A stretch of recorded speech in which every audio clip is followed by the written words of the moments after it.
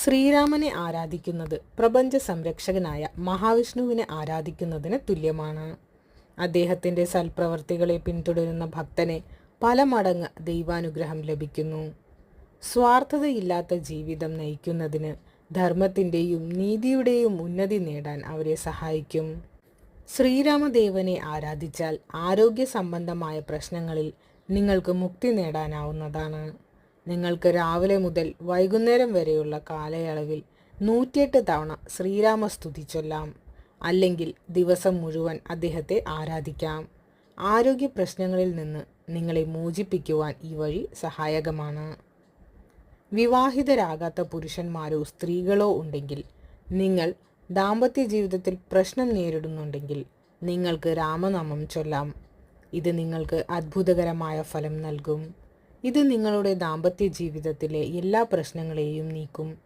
മന്ത്രം ചൊല്ലുന്നതിന് മുൻപ് ശ്രീരാമനെയും സീതാദേവിയും മനസ്സിൽ ധ്യാനിക്കുക.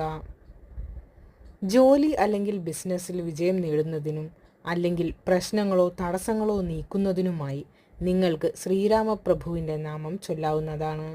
ഇത് വളരെ പ്രയോജനകരമാണ്. ഇതിലൂടെ നിങ്ങൾക്ക് ജോലി, ബിസിനസ് പ്രശ്നങ്ങൾ എന്നിവയിൽ നിന്ന് മുക്തി നേടാനാകും. ഏകാഗ്രതയിലോ വിദ്യാഭ്യാസത്തിലോ നിങ്ങൾ പ്രശ്നം നേരിടുന്നുണ്ടെങ്കിൽ നിങ്ങൾക്ക് രാമനാമം ചൊല്ലാം. നിങ്ങളുടെ കുട്ടി ചെറുതാണെങ്കിൽ നിങ്ങൾക്ക് അവരുടെ മുൻപിൽ ഈ പേര് ചൊല്ലാം. ഇത് കുട്ടികളുടെ ഏകാഗ്രത വർദ്ധിപ്പിക്കും. നിങ്ങൾ സാമ്പത്തിക പ്രശ്നം നേരിടുന്നുണ്ടെങ്കിൽ ശ്രീരാമനെ ആരാധിക്കാം.